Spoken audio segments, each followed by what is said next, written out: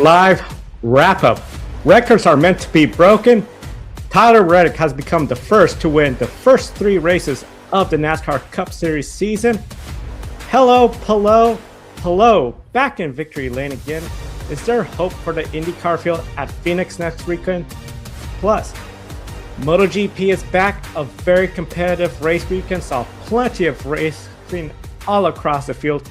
Welcome to Grid Live Wrap-Up. Joe Samaniego here. Along with me, we got Kobe Lambeth from Grid Tonight and Matthew Bro from the GridNetworkTV.com website. A big thank you to our Patreon investors, Colin, Deshelle, Mark, Robin, David, Matthew, Mr.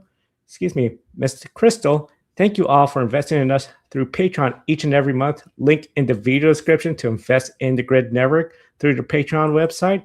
Also do super chats, buy me a coffee, and follow us across social media at Grid Network TV, GridNetworkTV.com, and subscribe to us right here on YouTube. Overall, it's going to be a very exciting 2026 season. And Matthew, the NASCAR Cup Series, I would say it's definitely off to a very exciting start with Daytona, Atlanta, and Coda. But the record books are going to show one driver.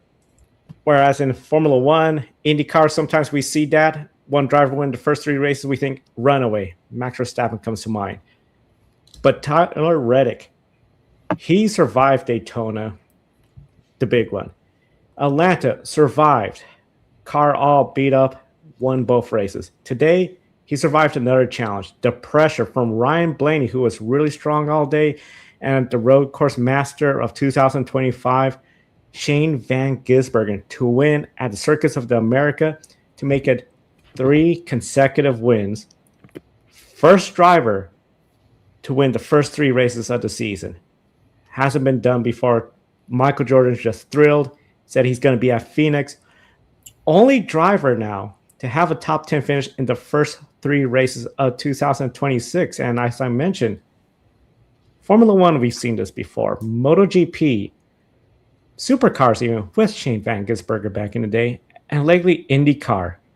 And of course, those names, Verstappen, Palou, Marc Marquez and MotoGP, SVG, they all come to mind. But now, here we are, 3 races in, Tyler Reddick, the only driver to win the 3 races.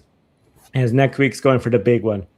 4 in a row at Phoenix. His best finish at Phoenix, 3rd, twice.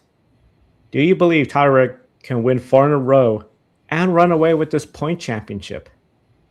100%, Joe. I mean, just what Tyler Reddick has been able to come out and do, I think has shocked everyone, especially even though Tyler Reddick, I would argue, is a top 8 driver in NASCAR, because he is one of the very few that can go out there and win in all 36 races. I truly believe that. Tyler Reddick is an incredible talent, and you saw obviously winning on super speedway and then a speedway hybrid type track and then a road course and then going to a short track next week. I really do think he can win.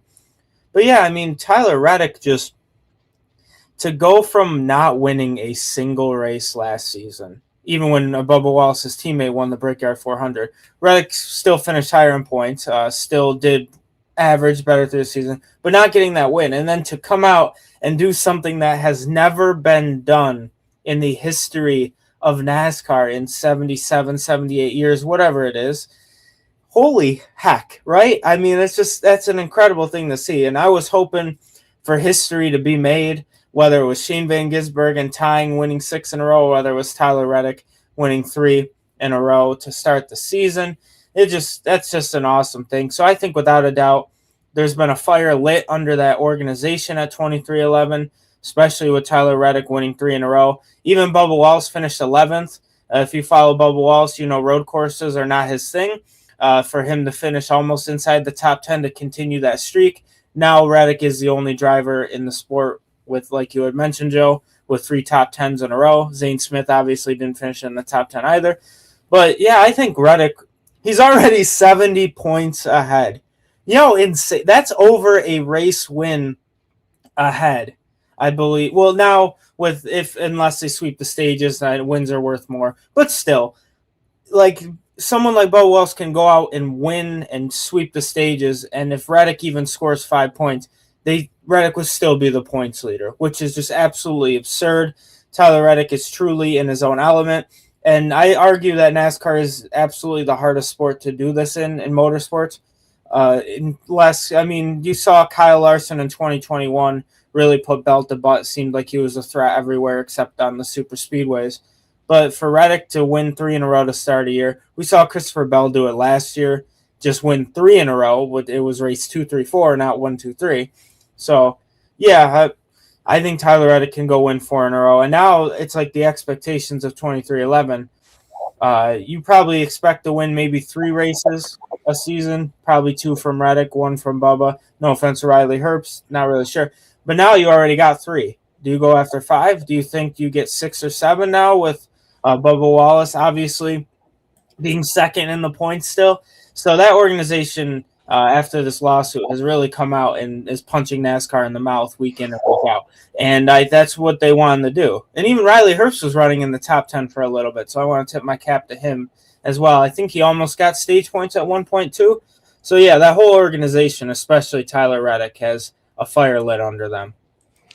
A fire lit under them, as Matthew J. Perry in the chat room says, a lot of momentum and confidence after the winning the Daytona 500. And we talked about how confidence, momentum does that. Considering he was winless last year, as you pointed out, all the distractions, win the Daytona 500, that's such a race where a person could win it and then be silent for the rest of the year because it's a super speedway. But to do it 3 times, overcoming 3 different challenges, avoiding the big one, coming back from being involved in a wreck, and holding off 2 great drivers. Tyler Reddick is on another level. If he continues this, I think he could easily look at 5 race wins, 6 race wins. I don't know if he could get up to the level of 10. We've seen Kyle Larson done that before. If he continues to be as consistent as he is, the only driver with a top 10 finish in every race, and just the fact that he won each race, top 5 in every race, he's going to be really hard when it comes towards the end of the season and points. He might be talking about, okay, the chase is that reset for everybody, but if Tyler's looking good in that chase, oh, good luck to everyone, because Tyler Reddick, he could easily run away with this points lead. As you said, everyone else, they're going to be playing catch up. Just the fact that we got such a big gap on everybody right now between Tyler Reddick and the field, it is just something we have not seen in a long time in NASCAR. And the results are official, no issues through tech. So official results are you seeing here. And then the point standings. And just because of inconsistency, Matthew, I find some surprises in the top 10. I mean, Shane Van Gisbergen, 5th in the points. Dan Suarez is still 7th. AJ Allmendinger 8th. Michael McDowell 9th. And Carson Hocevar 10th. Now, as I mentioned, the consistency has not been there for some drivers. This was just crazy when I saw this, because I mentioned Tyler Reddick, only driver, top 10, top 5 every race. Only 5 drivers have 2 top 10 finishes this year. Shane Van Gisbergen, Chase Elliott, Zane Smith, Bubba Wallace, and Ryan Blaney. Today, we saw Smith, Wallace, their streak ended today, so they couldn't go 3 for 3. Drivers with no top 10 finishes this year are so far, and this is a surprise to a lot of folks, William Byron, Alex Bowman, Kyle Busch, Austin Cindric, and plenty more drivers without a top 10 finish. And then when you look at drivers with 1 top 10 finish but no top 5 finishes, Kyle Larson, Chris Buescher, Riley Herbst, Josh Berry, Ryan Preece, AJ Allmendinger, and Denny Hamlin, who just finally got a 10th place finish to score his first top 10. Not the season you anticipate from Denny Hamlin, Kyle Larson, William Byron, which they were all in the championship 4 last year. Not what you anticipated. Is this a wake-up call for everybody? We need to step it up in Phoenix next race weekend. I would say yeah, in some way. I don't think anyone in the garage, especially 2311, thought this was going to happen. I mean, if they did, I want to give them the confidence to do that, or at least to say that, right? But yeah, it's you got to step up. I mean, it makes sense that Chase Elliott, looking at the standings, is third. Ryan Blaney is fourth. That makes sense. Shane Van Gisbergen, heck yeah, good for him. Very awesome to see him. If he can continue consistency going out and getting stage points, he's obviously shown he is figuring out ovals, and it is scary once Shane Van Gisbergen figures out those ovals. And then just some other guys too, like Kyle Larson, still trying to work his way up there. He's going to be a threat eventually, especially at Phoenix. I really think he can go out and probably win. Ryan Blaney probably will win at Phoenix. Just he's been incredible. I think we have to give kudos to Ryan Blaney today. Didn't really get the result he wanted, even though it was a top 10, but he ran up with SVG and Tyler Reddick for a lot of that event. So I want to give him a shout out. But yeah, I think it's definitely a wake up call, Joe. For anyone to win 3 races in a row to start the season, it's kind of like, okay, what are we doing now? I think even last year with William Byron winning the 500 and then Bell winning the next 3, it still was a wake-up call to everyone besides Bell and at Joe Gibbs Racing, kind of like, we should probably do a little more right. But then I think, I know we'll touch on IndyCar a little bit later in the broadcast, but I think it was Chip Ganassi said something like, we had the same amount of time as everyone else to focus on the car. It's time. It's like you just got to go do what you got to do, and that's what Alex Palou, which we'll talk about, did. Kicked butt, but yeah. So, long story short about that, yeah, I think it is a little bit of a wake up call. Personally, I think a lot of teams are in way better positions than they could have imagined at this point. Speaking of guys like Bubba Wallace, Daniel Suarez, AJ Allmendinger, Michael McDowell, especially Shane Van Gisbergen. But then looking, I mean, Zane Smith's still in the top 20. And then there's other guys like you had mentioned that are looking like, okay, we really need to wake up. And that's guys like Christopher Bell, Ross Chastain, Denny Hamlin especially. Really thought he was going to be a championship contender at this point. And he still is. You got a long way to go. But, yeah, so we'll see what happens. I'm interested to hear. Do you think this is a wake-up call, or do you think after 3 of 36 we're a little bit too early to say that?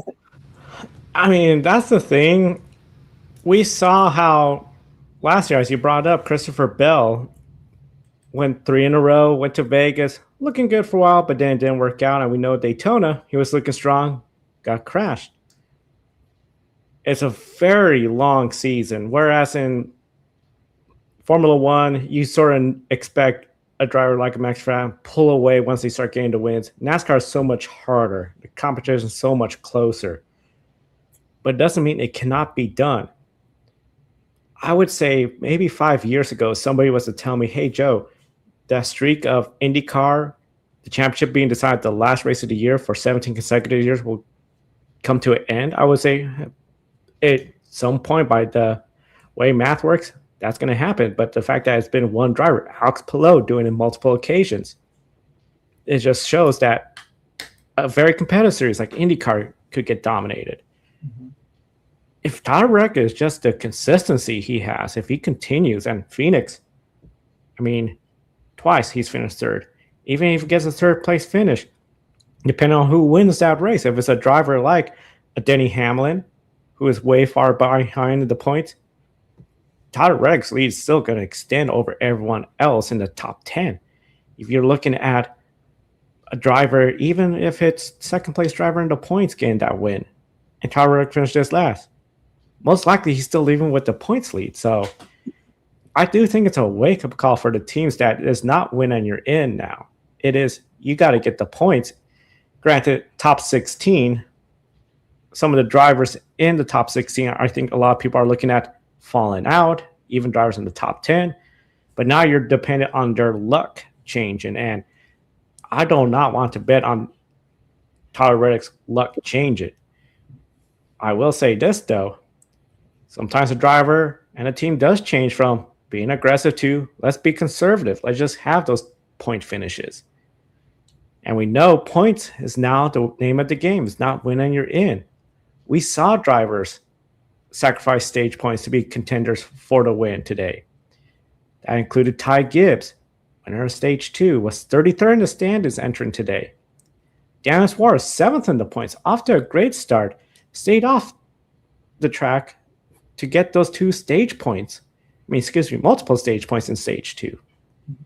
Now, it didn't work exactly for Suarez, 25th, but Ty Gibbs still managed a top 5 finish, showing some speed.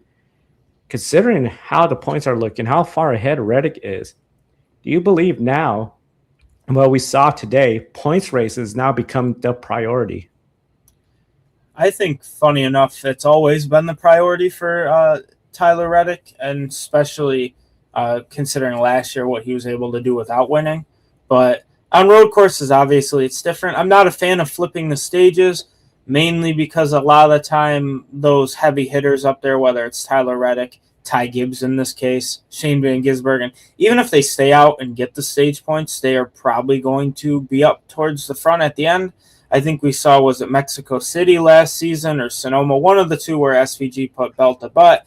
Pretty sure he won at least one of the stages at those events. So it kind of shows that, for me, not a fan of flipping the stages as much. I like to get the points. But if you're Tyler Reddick, you're different than the other 35 guys in the field. If you are Tyler Reddick, you have to just keep doing what you're doing. I wouldn't change it up at all. Even if you wreck out of Phoenix and then wreck out the next couple of races, then maybe well, okay, let's be conservative. But if it's working, I don't change it. Just keep doing what you're doing best, and that is winning. So, yeah, for Reddick, it is very funny, 70 points ahead after 3 races. In a points-based system where it keeps it close, regardless on 1 point per position, besides when you get up towards the winner, obviously gets rewarded a little bit more now in the new changes. But yeah, 70 points ahead of his teammate Bubba Wallace, who is second, who has finished in the top 10, 2 out of the 3, if you count the top 11, 3 out of the 3 races this season. So it just shows consistency is going to go a long way. And if Reddick can keep that up and just continue to be Tyler Reddick, wouldn't shock me one bit if we see him as the number 1 seed heading into the chase, and that points bonus will help him out. Maybe not as much statistically as winning the regular season championship did, like it was in 2024 for him. But if you're Reddick, you got to keep doing what you're doing. If you are guys like Daniel Suarez, like Shane Van Gisbergen, looking down the line, AJ Allmendinger, I want to shout him out. I know he had stuff after the race. Scored the 4th most points of anyone, finished 5th and 2nd in the stages. It was a great race for him, 43 points, I believe it was. If Allmendinger keeps doing stuff like that, he's going to be a contender for sure to at least be around that 16 to 20. I don't know if he will, but he does show that when winning you're in is not a factor. Allmendinger is actually a very underrated points racer, in my opinion.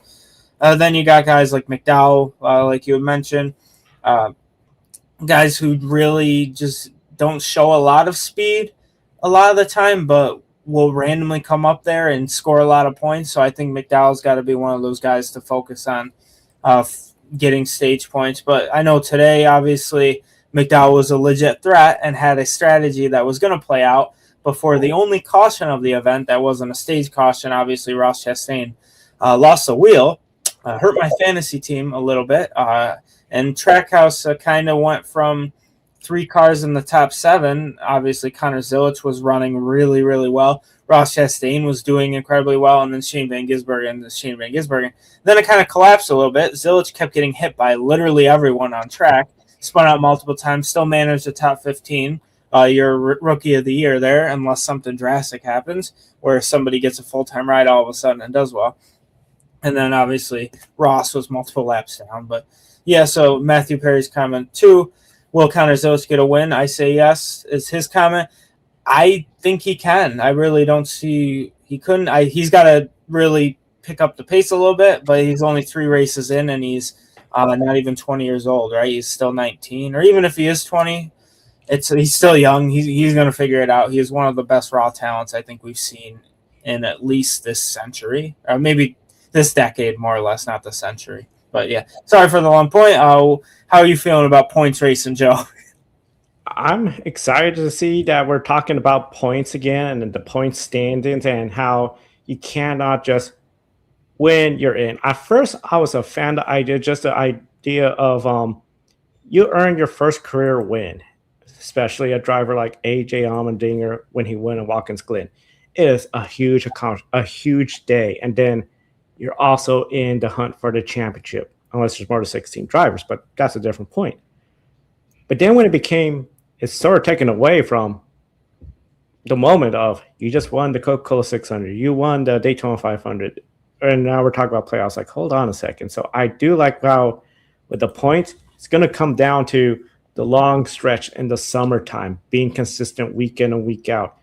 We have the stages still. Those are going to be some points where even if you have a good day and then at the end something goes wrong, we saw that with Chase Briscoe. Good day gone bad. The only car out of the race. Then there's hope that you can still manage somewhat of a good day. But overall, I think this is just very exciting. It's just anti-dynamic. That the fact that, I mean, we're going to be talking about drivers like SVG that can they be consistent enough all year long in the ovals? Drivers like Denny Hamlin, can they fight their way to the top? I mean, Ty Gibbs, 17th in the points. And like I said, he was 33rd going into this morning. What a drive. What an effort by that team to just, let's try something different, gain those points. Want to keep talking about Ty Gibbs some more, but just to go through some of the comments, as you mentioned, I do agree with this. I think Connor Sitters will be rookie year. Bowman and Cindric in the hot water seat this year. I think so. I don't think anyone's going to hold today against Alex Bowman, just the fact that he was getting sick. Mike Snyder had to get in, take care of him. Rosalie, so knowledgeable, watching. Thank you so much for tuning in. Astral Police, Connor Zid got done twice in the race, man. Oh, it hurts to see. Been watching him since karting. Guy is an awesome driver. He is super talented. We've seen him. I believe you saw him live in Watkins Glen 2 years ago, correct? Yeah, I saw Connor Zilich's first ever Xfinity win at the time, so that was pretty. You just knew, and then I paid attention to him when he won a Cars Tour race with Rackley War too, just a few years back. The kid is incredible. Like the comment mentioned, I say on this channel a lot. I think we all have. Zilich is a champion. It's not an if, I feel it's a when. The kid just got so much raw talent, and unlike some drivers in the sport, he actually knows how to handle it. I know Tanner and I will talk more on Good Rising about other drivers we feel that have a lot of raw talent that can't keep it in. But Connor Zilich, without a doubt, is just, I can't even think of the word to describe his talent. I was going to say sent from somewhere, but I don't know if he's an alien or something. But the kid can race. He could race, yeah. We saw him in Portland last year. I mean, just phenomenal effort. And I know we'll be talking about him and his teammates a little bit. If Tyler Reddick wins at Phoenix, there'll be a serious question if there's cheating going on with the 45 car 2311 as a team. As NASCAR polices with this car, anybody finds an advantage and there's a loophole, it could be the difference between winning and a top 10. I think a lot of people, if they're sense there's some sort of advantage they got, they're going to be looking at could we do that? Could we copy that? I think a good example, just the fact with Shane Van Gisbergen, I think he had a little bit of disadvantage knowing everyone's looking at his telemetry. What is he going to do? I think he had to change a little bit of his approach in the weekend to not show his cards, but that prevented him from getting the most out of that car. We'll talk about a little later on. And then he is the wonder kid, I think, referring back to Connor Zilich. Let's go back to Ty Gibbs, because as I mentioned, what an effort. 33rd to 17th in the points today. Stage 2 race winner. Fast, got himself up to the top 5. All this coming after Chris Gabehardt's response to the lawsuit filed by Joe Gibbs Racing, in which case it highlighted how Chris Gabehardt was not happy with the role he had at Joe Gibbs Racing and Ty Gibbs last year, including essentially alleging that Ty Gibbs was having special treatment held to a different standard than any other driver and any employee in the organization. We know, Matthew, this Ty Gibbs has a reputation for attracting negative attention due to past track incidents. The biggest one a lot of people look at, what happened in Martinsville, spinning out his then teammate Brandon Jones, eliminating a shot of 2 Joe Gibbs Racing Team cars in the championship 4, and showing essentially no remorse. This season, a slow start. Last season was rough. Now he's going to try to focus on raising the bar for himself, but a lot of questions I think this week were coming up about, is Ty Gibbs taking this seriously enough? Is he getting potentially special treatment because of his relationship with Joe Gibbs? So considering the results he pulled off today, was today's results a needed confidence boost for Ty Gibbs to turn around his season? I think absolutely, Joe. And then writing my story for GridNetworkTV.com using a quote from Ty Gibbs and even watching it on the broadcast, that's a different Ty Gibbs from what we've seen in interviews, and whether it's on camera or whether it's just physical statements sent out by Toyota. It's a little bit of a different Ty Gibbs. I think he absolutely needed the confidence.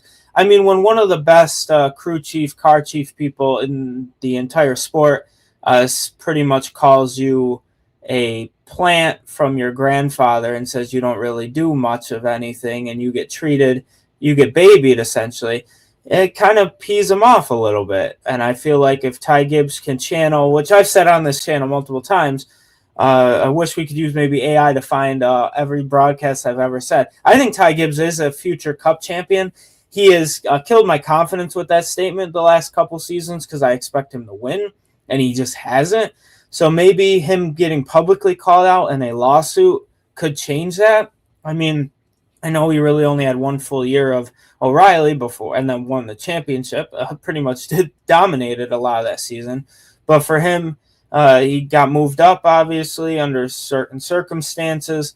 One of them is likely because his grandfather does own the team. But I still think Ty Gibbs has a lot of talent, and I think this definitely is a confidence booster for him to go out. Apparently, it was his first ever stage win on a road course. Kind of shocks me considering Ty Gibbs is a top 7 road course racer, in my opinion, in the Cup level. And then even in O'Reilly, I'd like to see him in more O'Reilly races just to get confidence back when he wins in them, which he usually does, or at least contends. But I don't think there's anything on the schedule for him this year that I've seen with those cars, because obviously Brent Cruz has the 19, which is their 4th car for most of the season. I know they did reserve a 5th number. I believe it was the 11 car. I don't know if that's for, like, if somebody like Denny Hamlin or Christopher Bell wants to run Darlington, so on and so forth. We'll talk about that a whole other time when that happens. But I would like to see Ty Gibbs race more. I know a lot of guys probably want to put more focus on the next-gen car, and that's probably what he should do. But, yeah, a lot more confidence, especially getting called out by Chris Gabehart. I think it was Chris Gabehart, right? I almost said Chris Gale. Too many CGs with the Joe Gibbs organization at that point. But, yeah, I think it's confidence boost, Joe. I think he can go out there, and I really think he can win, especially when you see the pace that Chase Briscoe has, when you see the pace that Christopher Bell has, and then Denny Hamlin being one of the best ever, the pace that he has too. Ty Gibbs' car, if he is getting favored in any way, shape, or form, should have that pace to go out there and, contend with his teammates. And he just really hasn't at all at the Cup level. Even when he made the playoffs, was it 2 years ago? Because he missed like 2 years. He's always like on the border, and because of winning you're in, he didn't make it in a few of the seasons. But yeah, I think he can do it. I don't know when it's going to happen, Joe. It could have happened today. It didn't. But for him, yeah, it's coming. I couldn't tell you when. Yeah, I feel it's around the corner for him. I'm hopeful if any of those allegations are true, and even if they're not true, use the motivation to step it up, show that he could be just like everyone else in that team, even if it is his grandfather's team. Because if he could just put everything aside, know he's doing better, what he needs to do. I think that just will really help. Because at the end of the day, he's had some close calls. He's had some good opportunities. We know he could win. We've seen him do that in ARCA, Xfinity. It doesn't matter of time here. And once he gets that done, I think it's just that breaking barrier effect. You break that barrier, you get your first win. He could go on a tear. He has the equipment. There's no reason why. I mean, look what 23XI is doing with their Toyotas. One driver we've talked a little bit about through the chat room, young, talented, Connor Zillage. Let's talk about his teammate, Shane Van Gisbergen. Did not appear to have a good car today. Was not really much of a factor till we got to the second stage where he was in the top 5, but flipped the stage. Then here he comes, stage 3, where it matters the most, but did not have the speed or the handling against the 45. A couple times he got close, looked like he could try to make a move, but Tyler Reddick just had that car where it seemed like when it was Blaney or Shane Van Gisbergen, just found another gear or something, just pulled away. The fact that Connor Zillage was up there, final restart, alongside Shane Van Gisbergen, looked like it was going to be a good day for at least 2 of the 3 Trackhouse drivers. We saw Denny Hamlin get into William Byron, get into Zane Smith. Then I think got into somebody else, who then got into Connor Zillage. And that was the second time Connor Zillage fell to the back, but not enough laps to get towards the front. Of course, that caution was for Ross Chastain. Front row, it's looking good, but then he lost that wheel. So not exactly a good day. And last year we know Trackhouse struggled in that first part of the season. It just seemed like something was missing. Then once they got into gear, Ross Chastain won, got some better race results. Shane Van Gisbergen, of course, those road courses, just unstoppable. His quest for 6 straight wins, and so he's still tied for the most consecutive road course wins. Overall, today looked promising at the start of the day, but I would have to say disappointment, and that's what Shane Van Gisbergen said after race. Disappointed to finish second place. Did Trackhouse lay an egg on this weekend's opportunity and lost a big opportunity for the win? I feel kind of, yeah, because like I think I mentioned, I forgot even about that question coming up. I mentioned about how they had 3 guys in like the top 7 at one point today. With Zillage, I believe, was 5th, SVG was 3rd, and then Ross Chastain was 7th. I don't think we give Ross Chastain enough credit for how he is really one of the better overall in terms he can race anywhere on the NASCAR circuit and still compete for wins. And he was really good up until he didn't have a right rear wheel. So for them, yeah, kind of one of those things you go in, you expect really any 3 of those guys could have won this race, especially if they didn't get hit by anything. And they just really didn't bring their A game. I think if Shane Van Gisbergen had a similar setup to what he had in his previous 5 road course wins. But if he had a car like he had in Mexico City or even Sonoma, Chicago, you name it, on the schedule, if he had any of those cars, he probably would have pulled away from Reddick, and it probably would have been 5 to 10 seconds. I really believe that because he did win the O'Reilly race. Shout out Shane Van Gisbergen finally taming that. So he has won at every active racetrack that he's competed at on the road course side of things, obviously. So San Diego is going to be a test when that comes. But, yeah, for Shane and Trackhouse, I feel like they're an organization that has enough talent and enough knowledge behind it to run well. But I don't know if it's Chastain's new crew chief that might play a part in how fast he gets going. Because he's really I really do enjoy watching Ross Chastain race. I love when he is racing trucks, O'Reilly and Cup, just because he does it for the love of the game, and I respect that. I think he's going to end up doing like 50-something races across all 3 series this year. But for them to come out at a track they're favored to win heavily and to not win, I know second's great, but it's kind of a slap in the face. So I guess anything other than a win for Trackhouse Racing on a road course from here until Shane Van Gisbergen decides he doesn't want to race anymore, I feel like it's a disappointment. So, yeah, I guess you could say lay an egg. I guess that's the best way I would describe it. But yeah, but they still had 2 top 15s, and then Ross, you can't really do much without a right rear wheel, but he was running very well. I think he could have easily been a top 10 finisher. Yeah, the fact that Ross Chastain could have been a top 10 finisher, losing a wheel does not help you out. Connor Zillage, wrong place, wrong time. Just did not work out for him. And Shane Van Gisbergen, I mean, granted, he's doing good in the point, coming off a top 10 finish on Atlanta. Still, the ovals, as much as he's getting better, it's going to be a challenge for Shane Van Gisbergen. So I feel for Trackhouse to know you have Chastain in the front row. Losing that wheel, ruin your day. You had Connor Zillage, the fastest car on the track most of the day. But then wrong place, wrong time. Qualifying couldn't have gone better. It's a lot of what-ifs factors, I would say. And then Shane Van Gisbergen did not have the setup, did not have the handling, did not have the car. Maybe they were just a little too conservative. We don't want to show our hand during practice, during qualifying. Maybe they just missed something. I think it has to be a huge disappointment for them to lose out on an easy opportunity for a win for all 3 drivers, because now we're going to Phoenix, where it's going to be a busy race weekend for them. Everybody, as everyone, it's going to be all there, because we have NTT INDYCAR Series, NASCAR Cup Series. Saturday, who could beat Alex Palou, the defending grid ranking world champion? Then Sunday, who could beat Tyler Reddick, the unofficial grid ranking leader right now? We're less than a month away from week 1 to grid ranking.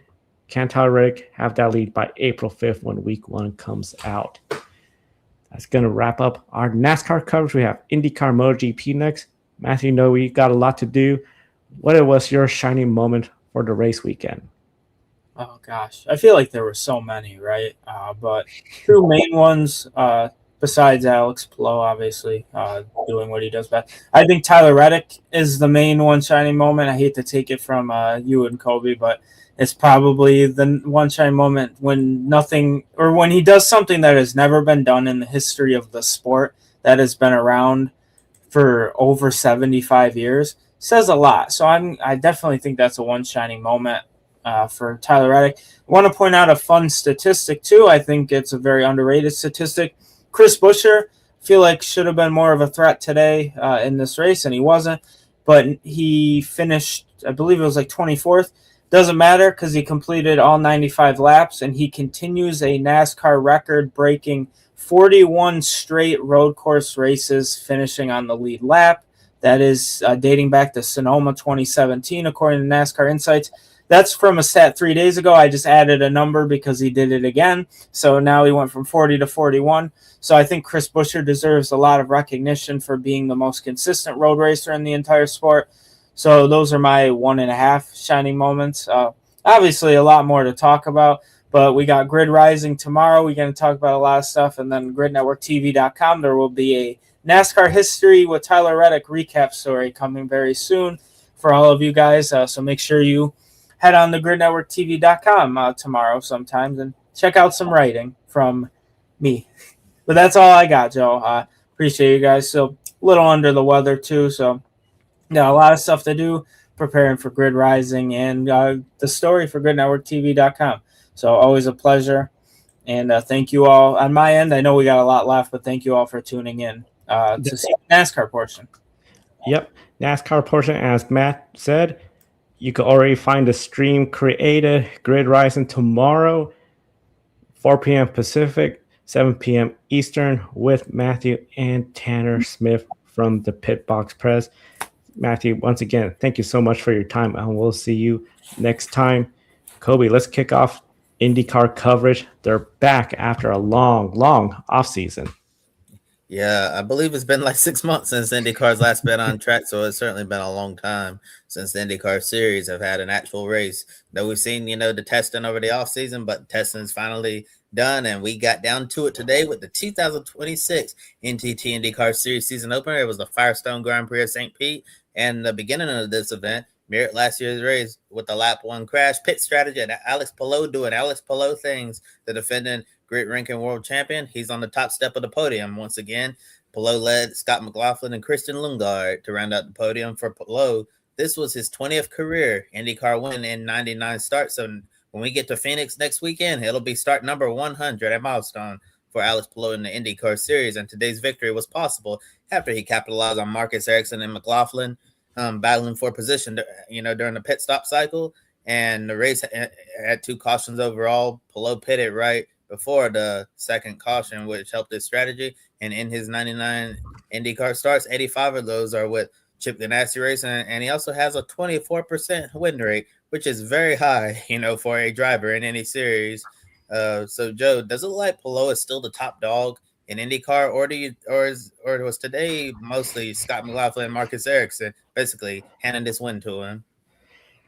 I think it's still Alex Palou the top dog. While Scott McLaughlin and Marcus Ericsson didn't help each other out racing as hard as they did for what would have been the lead during the pit stop cycles, you got to give credit to Barry Wanzer, Alex Palou's race strategist.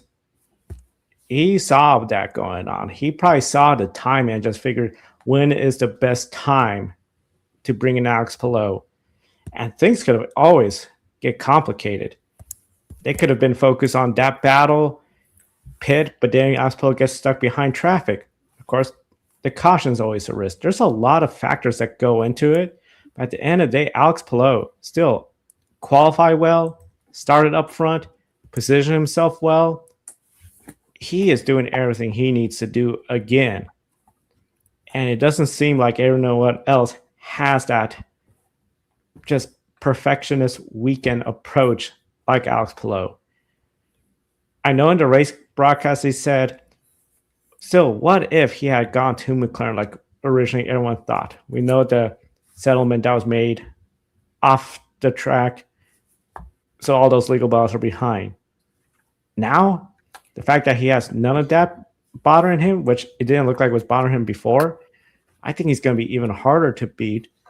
Chip Ganassi, as he said after the race, they were concerned maybe they'll plateau. Don't look like it. If anything, if I was Scott McLaughlin, Marcus Ericsson, I wouldn't be frustrated at each other that you cost me the race win. I'll be frustrated that Alex Palou still wins. How do we beat him? Because it just looks harder and harder, it seems.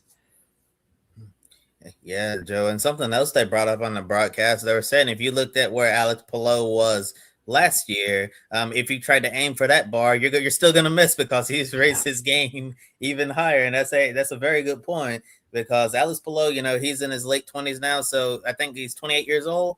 So he could theoretically. So if you look at the guys like Will Power, Scott Dixon, who are racing into their mid to late 40s, Alex Palou could very well do this for the next, the 13 to 15 years or even longer than that. So it's really crazy. This guy has 20 career wins in the IndyCar Series, and yet a lot of these drivers in the field, they'd be lucky just to win one race, and this guy's won 20 of them, and he's just reaching start number 100, which is really crazy to see how he's continuing to raise his game and perform at an extremely high level. But if I'm the IndyCar field, after today, I know it's just one race, but I got to be thinking like, man, is it going to be Palou-ver again at some point during this season? Because this guy, him and Alex and his strategist Barry Wanzer, they are absolutely on it, to start off the season. And I also saw a stat earlier today that Alex Palou has basically been the points leader of the IndyCar Championship since the summer of 2024.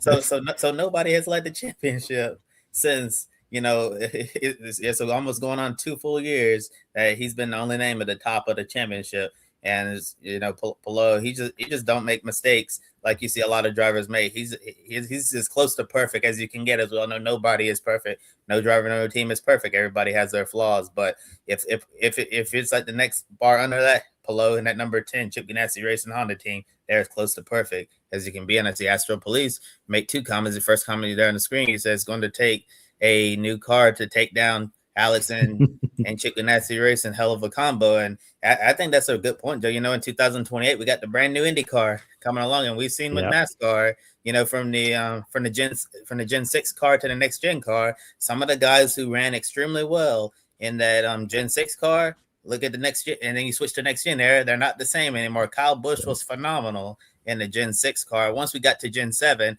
that whatever advantage Kyle Busch had went away, and he even admits to this very day that the next gen has been a challenge to him. Look at Chase Elliott on road courses in the Gen 6 car. He was basically like Shane Van Gisbergen almost before SVG came over. And once we got to the new car in the Cup Series, Chase Elliott's road course advantage went away. And someone that you think like an Austin Cindric who ran well in the O'Reilly series, he got the cup in the next gen car, and whatever advantage he had on the road courses went away. So that very well could see that happen in IndyCar as well, depending on the driving style of the new car. We could see Alex Palou have a bunch of issues with that, but we're living in the present 2026. So the teams are not going to try to hope and pray that 2028, is going to be what takes down Palou and Chip Ganassi racing, that the new car is not to his style, that they're going to have to step up their game now and work with what they've got and just raise their game, because Palou and this number 10 team, they're on a whole different level. And Astro Police also says that, I believe you're referring to that when Matthew was giving his one shining moment. You said Delcoin Racing qualifying. Yes, it was a phenomenal qualifying effort for Delcoin Racing to put both of their cars in the Firestone Fast Six in qualifying on Saturday evening. Roman Grosjean, his first IndyCar race in over a year, as we all know. At the end of the 2024 season, lost his ride at Juncos Hollinger Racing. He was Prema Racing's reserve driver last year, so he never got any on-track action. So after 1 year out of IndyCar, he comes in and makes the Fast Six and ends up getting a top 10 finish out of the deal as well. So not a bad day for Roman Grosjean. And Dennis Hauger, last year's Indy Next champion, he made his arrival to the IndyCar series in a major way, because it's very rare to see a rookie make the Firestone Fast Six on debut. I think one of the I don't know if he was the last one, but one of the ones that I remember who made the Fast Six as a rookie, I think took pole, was Robert Wickens, I believe, for his IndyCar debut, which very impressive. Quite a handful of years ago. And I know Dennis Hauger, he bled some spots today. Started on the second row and then fell all the way down to 10th. Still a top 10 on debut. It's something to be proud of. And I believe going down as far as he did, just still coming up to grips to IndyCar. He's a rookie, very first race. So right now he's inexperienced at this level of competition, but as he get more starts under his belt, I think we're going to see Dennis Hauger be a contender, and he's probably going to be an IndyCar race winner in the future. And getting back to Alex Palou, we know he's really good at these road and street courses, and he's admittedly not the top oval racer in the series, but he has upped his game for crying out loud. He won a super speedway race. He won the greatest race in the world, the Indianapolis 500 last year. So he knows how to get it done on an oval now. And he's also, competitive more competitive than he's ever been on the short ovals as well. So we're going to a short oval next week at Phoenix Raceway. IndyCar hasn't been here for several years. It's the first IndyCar race at this track, since they did the reconfiguration when they moved the start finish line, right as you get to the dog leg. At Phoenix Raceway. So, Joe, given how Alex Palou is so strong on the road and street courses compared to the oval tracks, do you think next week's race at Phoenix is the best opportunity for the field to beat him? It is, in the sense, I'm looking especially at Team Penske. I feel they have the drivers with Joseph Newgarden, especially David Malukas, who seems to do really well in ovals, to go out there, get the win. And don't count out Scott McLaughlin. He looks really good at times on those ovals as well. When it comes to everyone else, I think what's helping them out is going to be the fact that Alex Palou has not raced at Phoenix. Yes, they've all tested there, but here's the warning I have with that idea, though. Alex Palou won at Barber Motorsport Park, a racetrack he never raced at, and others have. Alex Palou has won in Portland in his first race there, when others have raced there and had more experience. Alex Palou has shown he can go out there and get the race win. He has the Indy 500. He now knows how to win on oval races. Where is his weakness?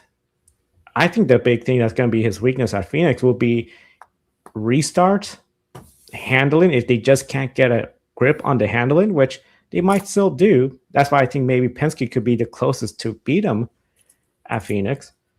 But at the end of the day, it's not a given. This isn't a driver that is so good on road courses and it's nothing on ovals. This is a driver that's getting better in ovals, and I think he's going to be hard to beat at Phoenix. I mean, I would not be surprised if Alex Palou gets a top 5 finish. Simple as that. I anticipate he's going to be in the top 5. Yeah, I agree with you. I think a top 5 is not out of the question for Alex Palou. And you mentioned how maybe some of his weaknesses might be restarts on ovals. I think it's going to be an issue for the entire field because it's going to be different this time, as I mentioned, with the start-finish line in a different place in this reconfiguration. It's gonna almost be like a new racetrack, even for these veterans who have raced at Phoenix in the past, like a Joseph Newgarden, a Scott Dixon, guys who last competed, or Graham Rahal, some of the elder veterans of the series. Because last time they raced here in Phoenix, Alex Palou was not an IndyCar driver. I think he was off racing in Europe somewhere, just making a name for himself. Now everybody knows who Alex Palou is, but I certainly think it's going to be interesting to see how the field shapes up this coming week at Phoenix. Yeah, and I do think that Team Penske is probably going to be the biggest threat to Palou this coming weekend in the Valley of the Sun, because we know Team Penske has one of the strongest short oval packages in the entire series, and I believe all 3 of their drivers are probably in the top 5 of the best short oval racers in the entire IndyCar series. We know Joseph Newgarden, he's won these short ovals so many times. Scott McLaughlin, he's become a very good oval racer. And David Malukas, it seems like every time we go to a short oval, he's always knocking on the door of trying to win. But his biggest issue is execution. And Malukas hasn't been able to perfectly execute a full race to get the victory yet. But since he's in one of the best cars in the series now, in that number 12 Team Penske Chevrolet, I think this could be a race where we could potentially see David Malukas win for the very first time in the IndyCar series. And I believe we'll talk about Malukas a little bit later. But for now, let's look at some of the biggest movers from this season opener in St. Pete. Christian Lundgaard, he started 12th and finished 3rd. Kyle Kirkwood, he went from 15th to 4th.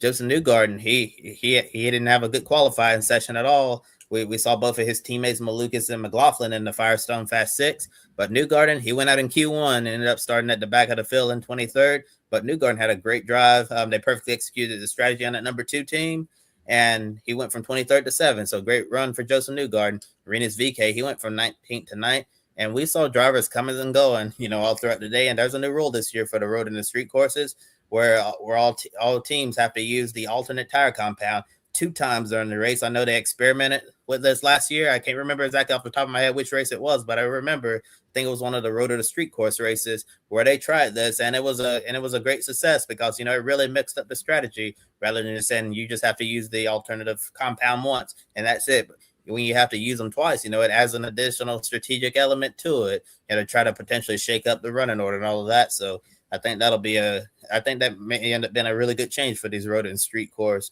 races. And the race itself just had 2 cautions for 7 laps, so thankfully it wasn't a wreck fest. It was really a straightforward race for most part. So Joe, based on the biggest movers through the field, who had the most impressive race in your opinion? Oh man, that's a good question. I know my first gut was Christian Lundgaard, and as Astro Police mentioned, Lundgaard did really well for McLaren. Hope to see him continue this year. Nice recovery from Joseph Newgarden, which I also agree with. 23rd to 7th. Armstrong had a better finish. With Joseph Newgarden, I don't know what's going on with him in qualifying. It just seems he shows up or he doesn't. But at least the team just has the leadership, the experience of we will overcome and we will get the best result we can. So good effort for him. I think for me, the biggest shining driver out of everybody has to be, honestly, Rinus VeeKay. Last year, we know how he got a late deal with Dale Coyne Racing, and he made the best of that effort. Then this year, when it was announced he was leaving Dale Coyne Racing, and we were thinking, really? Okay, did you just accidentally mess yourself out of a ride? Well, then here he comes with Håkan Hollinger Racing. Yes, it was at the expense of Connor Daly. What can this team do? This team has Stingray Robb, which here he is again with the same team, puts himself in a bad spot with an early penalty for lap 1 locking up the brakes. They lost Connor Daly, who phenomenal effort, especially on the ovals, but it just seemed like the road courses, something was missing. And of course, everyone remembers the big crash at Portland last year involving him and Rasmussen. Well, here comes Ryan's VK. Okay, not a good qualifying effort, but he managed to just work his way towards the front. I think this shows that, okay, Ryan's VK, he has good equipment. He has top caliber equipment. He can get the job done. Just one of those deals where with Ed Carpenter Racing, he got his first career win there, but it seemed they fell behind the ball. Some might say they're still a little bit behind the ball. Dale Coyne Racing, enough said. Everybody knows the story of Dale Coyne Racing. They don't have the most competitive, well-funded team. Look what he did last year, getting podiums with them. This year, Juncos Hollinger Racing, another team. What can this team do? They had good drivers before. Roman Grosjean comes to mind. Callum Ilott comes to mind, which unfortunately not in the seat this year. But then they've had drivers where it's just like, okay, poor team management potentially, sponsorship deals, changes. He gets out there, gets him a top 10. That has to be really good. So I think Ryan's VK for me is the biggest, most impressive driver of the race out of all the big movers. Yeah, Joe. I think Ryan's VK is a good pick here because as you perfectly said, it looked like he wasn't going to be on the IndyCar grid last year because he was let go kind of late in the 2024 offseason by Ed Carpenter Racing. And I believe they didn't sign a deal until like the week of the race that he was going to be in full time with Dale Coyne Racing last year. And like you also said, made the most of that opportunity to raise that team, and take the car as high as he could, and really impressed in a lot of races. And then last year, it seemed like that Dale Coyne, was expecting Renus to come back because I know they announced during the Nashville season finale week that they had funding for that number 18 car for the full season. That all they basically would need is Renus VK to sign his name on the dotted line, and then he could be back next year. But he decided to take his talents to Juncos Hollinger Racing instead. And many thought, that this was, at worst a lateral move, but or even a step backwards, because as you mentioned as well, Juncos Hollinger Racing hasn't traditionally, done as well on the road and street course as they've done on the ovals. It seemed like this team has figured it out on the ovals, but it seemed like the road and street course program needed a lot of work. But with the driver Renus VK's caliber, maybe he could potentially bring them towards the front of the field and get them the results on the road and the street courses. Because when Connor Daly was there with the team last year, Connor is known to be an oval specialist because that's where he make his bread and butter. But on the road and street course, Connor Daly, he struggled in that car. But you bring Renus VK in. Renus has a great record of being a good oval and a road and street course racer. So I thought today was huge success for his team today, and their first race together here in the IndyCar series. So a lot to be proud of if you're Renus VK. But I was actually really impressed, by Kyle Kirkwood and Joseph Newgarden as well. I know the Andretti cars are expected them to be really quick this weekend overall, but it seemed like Marcus Ericsson was the only Andretti car who really had something, all throughout, while Kirkwood and, Will Power that started on the back foot and did not have the speed that we expected. So a good deal for Kirkwood. End up, getting a solid finish to start off the season. And Newgarden as well, driving from the very back of the pack, to end up getting the top 10 at the end of the day. So some positives there for all of the teams we mentioned and drivers to work towards as we get on in the season. Now going to look at, some of the letdowns from St. Pete. And, this season opener, in St. Petersburg, Florida, is always exciting to see new faces in new places and the feeling of optimism about a good weekend ahead. But it didn't go well for several notable drivers. And one of the most notables, ex-Formula One driver Mick Schumacher, he was in the wrong place at the wrong time and didn't even get to complete a lap in his IndyCar debut. So very disappointing day for Mick. Stingray Rob got penalized for the avoidable contact in an incident with Santino Ferrucci that collected Schumacher, and following the restart, David Malukas' number 12 Team Penske Chevrolet locked up the left front tire in turn one, and then a short time later, the tire blew after turn three, ended up losing a lap. He wasn't a contender, but he ended up getting back an elite lap to rally to a 13th place finish. So a great thing that Malukas was able to at least salvage something from a day that could have been a whole lot worse. And the guy he replaced in that number 12 Chevrolet, Will Power, his first race with Andretti Global in the number 26 Honda, replacing Colton Herta, who's going to be in Formula 2 this year. Will Power, his race ended after he made contact into the turn 7 wall And Nolan Siegel, who Tony Kanaan has gone on the record to say that he needed to perform, was nowhere near his Arrow McLaren teammates, finishing 20th, one lap down. So, Joe, out of all the drivers, who was the biggest letdown in St. Pete after just one race? I gotta say, when it comes to letdowns from St. Pete, the biggest one for me has to be Mick Schumacher. Granted, it was not something that he caused. It wasn't his fault. He didn't lock up and crashed early. Wrong place, wrong time. Qualifying didn't go well. We're still curious to see how Ray Hall Letterman landing equipment is going to stack up. But all the hype, and especially with his name coming from Formula One sports car racing, there was a lot of people tuning in internationally to see what he could do. To have it end that quickly is so frustrating for us fans. I have to say for IndyCar too, because you have a driver with his name value out early because of a mistake on lap 1 by another driver, which they gave Stingray Robb that avoidable contact penalty. That's just a rough go. Will Power, I think, has to feel pretty disappointed with what happened going into the wall. I mean, if he was looking good, you want to have a good start to show like, hey, some positive momentum. And this is a team that a significant change. You don't have Colton Herta there. What can you bring over?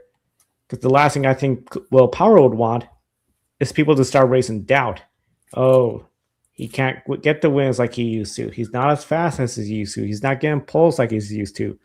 If he was able to go out there and even show, hey, I got a top 5 finish with my brand new team, excellent. Exclamation point, great weekend. Instead, he puts himself in a bad spot.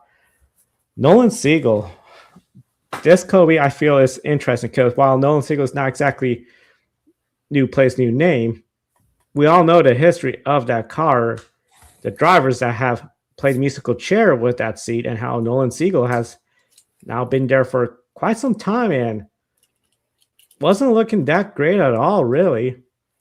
Let's see what happens at Phoenix, but I think the question is going to be like what Tony Kanaan said. He needs to perform. If he doesn't perform, how soon does Tony Kanaan say it's time for a change? We've seen McLaren in the past, mid-season, we're making a change. Will that do that with Siegel? I don't know. It's going to be really interesting to see what McLaren does, but I say Schumacher has to be the big one. And then, even though it's not a new place for Nolan Siegel to have that at this point of a race, is just questioning what's going on with him and that team.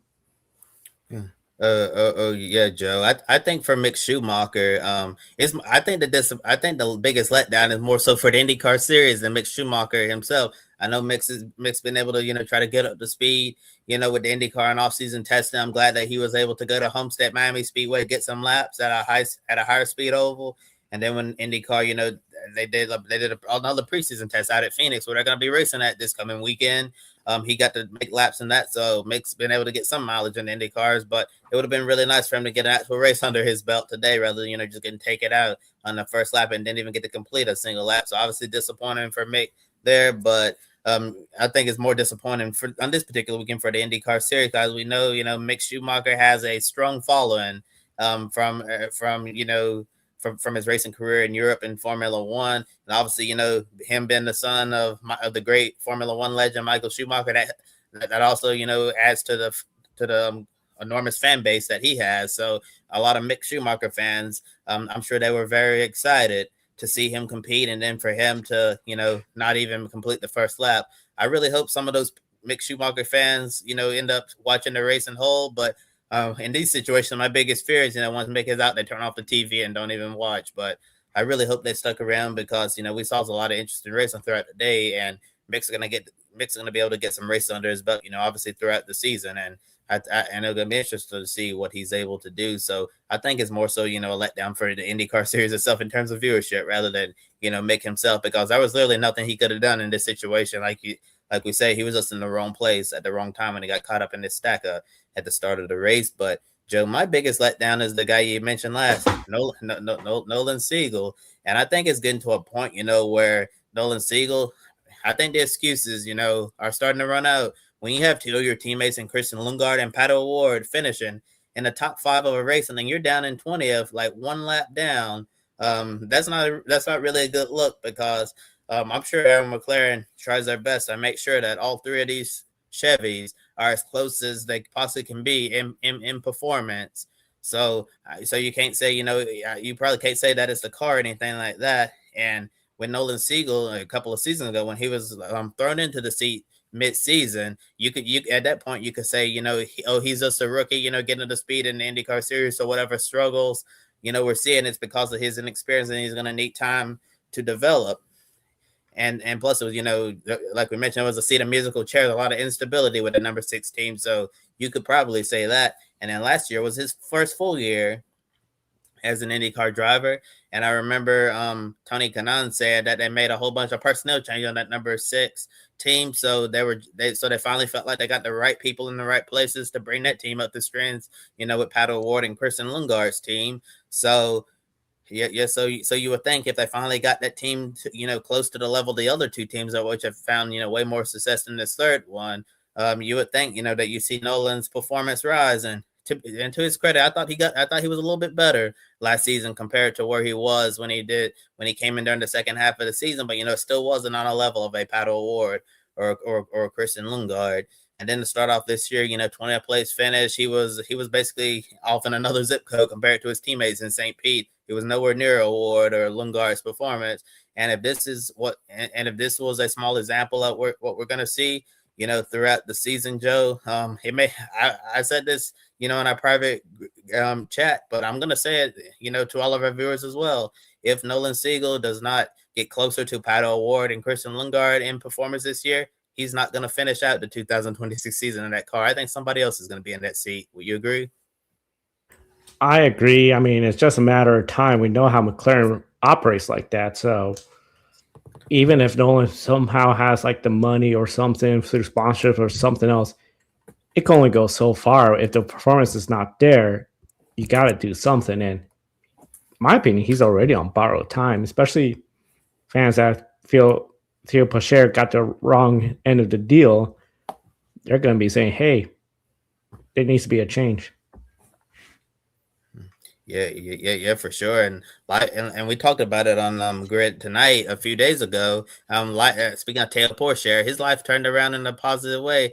After McLaren, treated him poorly, his motorsports career, was really thrown into flux. He couldn't find any real stable opportunities. And now 2026 comes around, he's a Peugeot factory driver in the FIA World Endurance Championship. So he's going to get a full season there.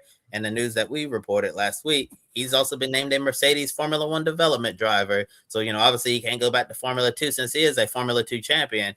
But now he's going to be able, to work with the team and continue his development as a driver and maybe get back on the road to Formula One somewhere. Because if you're part of a driver development program there in F1, that gives you a lot better chance of getting in over there. I do think Theo Pocher, he's a Formula One level talent, and I hate that he didn't get what he deserved here in IndyCar. I feel like if a team were smart, they would have had him over here full time. I think he should have continued to be in that number 6 seat instead of throwing him out after a few races. I know, everybody in the paddock, really liked him. He got the nickname Teddy Pork Chops. And he just seemed like if you give him a chance, he could develop into a solid IndyCar driver. I obviously didn't get to see what he could do on the ovals, but on the road and street course races, we saw from him, I saw some potential that he could, be something. And to be fair, Joe, and even in that small sample size IndyCar race we saw from Theo Pocher, he looked a lot better than Nolan Siegel has, during his entire tenure there. So this, I don't think this will reflect well on Tony Kanaan either, who was the one that, pushed for Nolan Siegel to be in this seat. And it also showed that maybe Tony Kanaan is not, the greatest evaluator of talent, in the world. If you thought that Nolan Siegel was the guy over Theo Pocher, and even with that small sample size, I would have chosen Theo Pocher, over Nolan Siegel. But I get at the time, they needed some additional funding with that team. So, and I believe Nolan's family, brought some funding. So, at the end of the day, this is a business first. So I guess they had to make a business decision there. But given the performance of the 2 other teams, it might come back to bite them in the end. And I also believe we have some comments in the chat before we get into MotoGP. Astro Police, you say you agree with what I was saying. And I think you have another one talking about Will Power. You said did not look happy in that car all weekend. Yeah, totally agree with that. And yeah, you also have to think the man's been with Team Penske for, the last 2 decades. So yeah, so he got used to, Penske perfect and the way they operate over there. And plus he's been with a Chevrolet engine for most of that time that he's been with Penske, the Chevy and the Honda engines, they drive differently. And then, the setups obviously as well, just different. So Will Power is well out of his comfort zone right now. I know when they announced the deal that Will Power was going to be leaving, Team Penske for Andretti Global, a lot of us in the offseason, we predicted that Will Power is going to show up to St. Pete. He's going to start on the pole and win and basically give the middle finger to Team Penske. But, that was far from the case what happened this weekend. Will just did not have the pace at all. I think he's just it's going to take time for him to get used to how Andretti Global operates, because this is not Team Penske anymore. It's a brand new team with the shop based in an entirely different state and with a different engine. So it's just something that's just gonna take time for him to get used to Andretti. Sometimes you'll see drivers when they go to new teams, it'll be a really good quick start, and others, is just gonna be slower. And once we get to the short oval this weekend in Phoenix, Will Power's been good on short ovals, and we've also seen Andretti, do well in the short oval. Maybe he'll look more comfortable after getting, some more experience under his belt. What do you think, Joe, about Will Power's debut weekend with Andretti Global? I mean, the race looked like there was some promise there, but then same mistake as before, going into the wall, damaging the suspension, was done for the race. And it's going to be a huge adjustment. I mean, Andretti Global, Andretti, they are a top team, but a lot of times we've talked about on this show, other great program shows, you have Chip Ganassi, Team Penske are sort of the 1-2 team. Last year was the first time where we felt like Andretti was there on that level, mainly because of Kyle Kirkwood getting his wins early in the season. I'm just curious to see what's going to happen with Andretti, because Will Power's in that team. He should bring a lot of wealth of knowledge. Was looking good. Didn't end well. Marcus Ericsson, great effort. Just came up a little short. Did not seem to have the car. Kyle Kirkwood, what an effort by him to try to salvage a good weekend. Just the strategy was not exactly in his favor. So I think he's seeing that, okay, there's a bit of a learning curve. Got to get adjusted. Maybe some of the resources we had being the one Chevrolet team at Penske were not exactly the number one Honda team. That's Chip Ganassi, and their number one driver is Alex Palou. It's just one of those deals. I think Will Power is going to have to really adjust and maybe just look at, okay, enter each weekend, just what can we do to better the team, better the car, better himself, and just aim for those internal goals. Podiums, they'll come if they continue the right path. Same with the wins, but I think they need to first make sure they got the chemistry right within that organization. Yeah, for sure. I still think Andretti Global still has a little ways to go before they can be competing with the Chip Ganassi Racings of the world. And you mentioned Marcus Ericsson. He had a really good weekend. He ran up front. He showed speed all weekend. Qualified towards the front, ran up front all race long. I'm sure he would have been happy, if he could have, obviously gotten up there on the podium. But all in all, good start off the season for Marcus Ericsson, who really desperately needed this, because we know that this is the last year of his contract. So he's basically racing for his IndyCar life. And the guy we already talked about early in the program, Dennis Hauger, the rookie, he's on loan at Delcoin Racing. And at some point, Dennis Hauger may be the new driver of the number 28 Honda. So Marcus Ericsson, there's a fire under him to compete this year to show Andretti that I am that Indianapolis 500 champion that you signed, because he wanted to, as we remember, Marcus wanted to get paid to race rather than to bring funding to race. And Andretti, made that come true for him. But since he's gone over to Andretti, he hasn't been able to find the same amount of success that he did over at Chip Ganassi Racing. So this is a very important year for Marcus Ericsson to either put up or shut up. Yeah, and with that said, we'll close the door on IndyCar for today, and we'll shift over to MotoGP as the MotoGP World Riders Championship is back. And it looks like we may have a battle on our hands this year. Pedro Acosta got the first sprint race win in 2026 when Marc Marquez was penalized for a hard pass. He KTM back to the top step of the podium after dueling with the Ducati of Marquez and Marco Bezzecchi. Dominated the Thailand Grand Prix in his Aprilia. The highest place in Ducati was Fabio Di Giannantonio in 6th place. Pedro Acosta leaves Thailand as the points leader with Fabio Di Giannantonio in 7th and Marquez in 8th.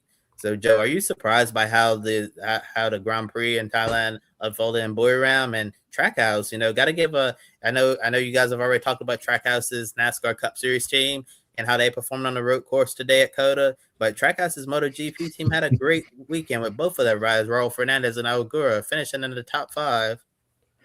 Yeah, what an effort by the Trackhouse team. That team with the Aprilia backing. Good job on them, Raul Hernandez, looking at just improving his performance week in and week out. Last year had a breakout race. So overall, I got to say, Trackhouse, they're looking good.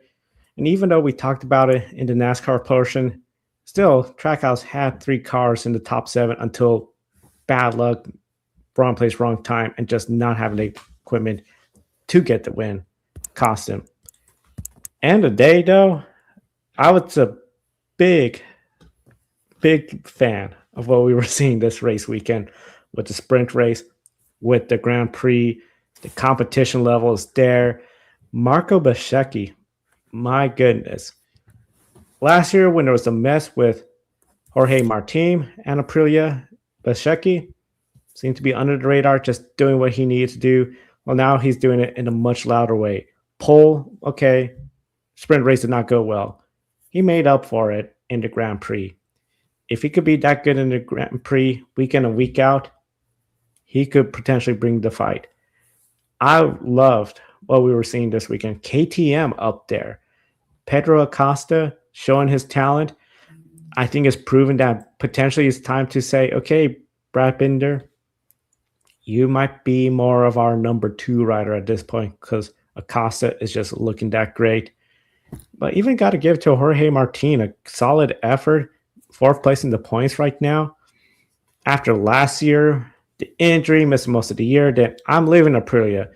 Getting Aprilia upset. Then, okay, maybe I'm not leaving Aprilia. What a better way to put that behind than get a good, solid finish. Could we see Aprilia contend for the Manufacturers Championship? I don't know, but I'm feeling optimistic that, hey, we all know the grid office dog Kiska goes with Marc Marquez. Might be a much lower score this year. Yeah, Joe's really interested to see how this race weekend unfolded in MotoGP. Coming back to Trackhouse, it's really great to see that they had a great weekend on both sides of the globe. Obviously in Thailand with both of their riders getting in the top 5, and then SCG getting a runner finish at COTA. Ross Chastain had he had speed as well until the tire fell off, and Connor Zilish, he could have potentially finished in the top 5 or even won the thing given the speed he had, but it was just unfortunate what happened to him when he got dumped twice and had to try to drive his way through up through the field. But Trackhouse is doing really good things right now in motorsports, and MotoGP is really crazy. Just in the second year of Trackhouse, I believe it's either the second or the third year. Which one is it, Joe? Is it the second or third year Trackhouse in MotoGP? I believe it's the 3rd year. Oh yeah. Third year, but still, really, really nice to see them finding some success, and a lot of people are starting to pay attention to MotoGP and stateside because Trackhouse, is known here in the States, and people want to know how Trackhouse's motorsports programs are doing. So they're really good for the growth of MotoGP in the United States, and we know in just a few weeks' time, we'll have the Grand Prix at Circuit of the Americas where NASCAR raced that today. So it'll be exciting to see MotoGP come back stateside. But getting back to what happened in Thailand last year, Marc Marquez, well, he was absolutely unstoppable. And after this race weekend, it looked like it might not be as easy in 2026. We saw in the sprint race that he can win. If it wasn't for that rough pass he made, he would have had a sprint race win by now. And then in the Grand Prix, we know now that he bent the rim of the wheel during the Grand Prix. There was a scary moment, when you see the back tire basically blow out. and he could have been thrown off the bike in a very violent way. And we all know Mark is, still recovering from his injury he suffered towards the end of last year. So it was a blessing that Mark was not thrown off the bike and, potentially, seriously injured like he has been in the past. And, all of this, just one race weekend into the season. Pedro Acosta, he's still looking for his first career Grand Prix win, but ended up getting the sprint race win. And he showed that he can go head to head with Marc Marquez. And then, Joe, you mentioned Marco Bezzecchi and the Aprilia. He's looking great. And so is his teammate, Jorge Martin, who has been rumored, strangely, to potentially go to Yamaha in 2027, as of, seen in multiple, credible media outlets. And looking at Martin, thinking about the potential of him going to Yamaha. Yamahas don't really look the best right now. So I'm not sure why you would want to go to a struggling manufacturer at this moment, but I digress.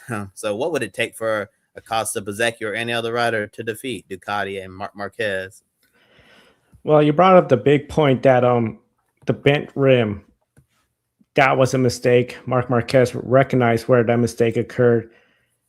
He's probably not going to make that same mistake again. The hard pass, that could have been a Marc Marquez win.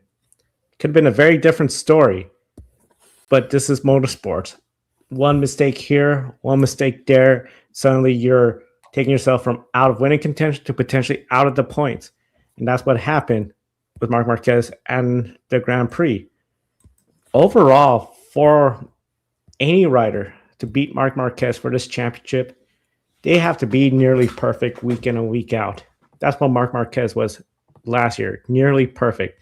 It's a grueling season. Yes, you have only 22 or 24 race weekends. But you have the sprint race every race weekend as well, too. Valuable points, which we've seen riders like Jorge Martin capitalize on those sprint points to claim a championship.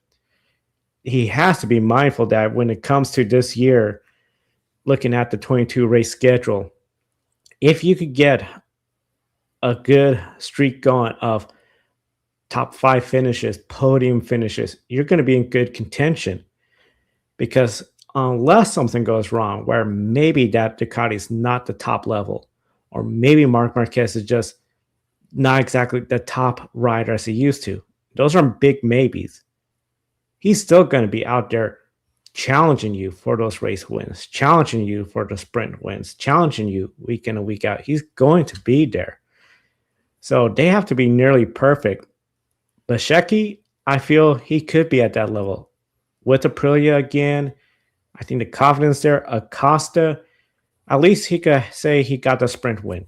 But now everybody's going to be asking, when are you going to get that Grand Prix win? When are you going to get it? He needs to get that there. Ducati, KTM, Aprilia, I think they might be able to challenge, but it's just a matter of what not only Marc Marquez could do, but his teammate, Pecco Bagnaia. Will he show up? Will he be a factor at all? I do agree with you. Those rumors about Jorge Martin going to Yamaha, I don't know why you would consider that. I mean, I felt sorry for Fabio Quartararo. Back in 2020, 2021, we're talking about he's looking great, future champion, got the championship, and then Yamaha's just nowhere. I don't know why you would want to go there. Unless it's because you want the number one status, but unless Fabio Quartararo's there, I just don't see that. Honda, Juan Mir did get points, but they're still not that level. If I was a rider, Ducati, obviously, you want to be looking at them. But if you can't get the factory right, if you're going to be in Gresini or another team, you got to look at, I have to say, Aprilia is looking strong. The fact that the factory team, Trackhouse looked great. Acosta, he's bringing that KTM, but I'm wondering how much work is he doing.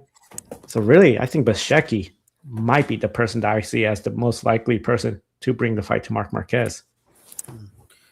Yeah, for sure. Hopefully it'll be a fun MotoGP championship battle this year. I know Mark is, obviously not towards the top of the standings after his incident in the Grand Prix. But he's not going to be down there for very long. He's gonna move up and get towards the front of the championship again, and it'll be fun to see who's able to get to him this year. I do think that Marco Bezzecchi at the moment, it's looking like he could be the guy to take down Marc Marquez, and maybe we'll see Pedro Acosta take that next step and finally get that long-awaited Grand Prix win that we all thought he would have by now. And Joe, to what you said about Fabio Quartararo, I feel really bad for him. I remember when his contract was coming up, people were wondering if he would leave, but he chose to stay loyal to Yamaha, and that loyalty, is biting him in the rear end right now. And because as we know, loyalty isn't always the best move because it can backfire, and it looks like it's backfired on Quartararo. And we all know in the last few years, since he's become the MotoGP world champion, he hasn't forgotten how to ride a bike. It's literally the bike that's holding him back. If you put him on an Aprilia or a Ducati, he'd probably be right up there. It's been one of the top contenders, but since he's on a Yamaha bike that's not that good right now, he's kind of been forgotten about because we in the last few years we've rarely mentioned Fabio Quartararo on our broadcast because he just hasn't been able to achieve the same type of success on this bike. And if Jorge Martin were to go to Yamaha after it looks like Aprilia's finally figured things out, I fear Jorge Martin might end up becoming the Fernando Alonso of MotoGP. Just making really odd decisions that don't make any sense whatsoever. And we'll continue to follow all of the latest news and headlines of MotoGP here at the Grid Network. And we're almost 90 minutes into the show, so we're almost out of time for tonight.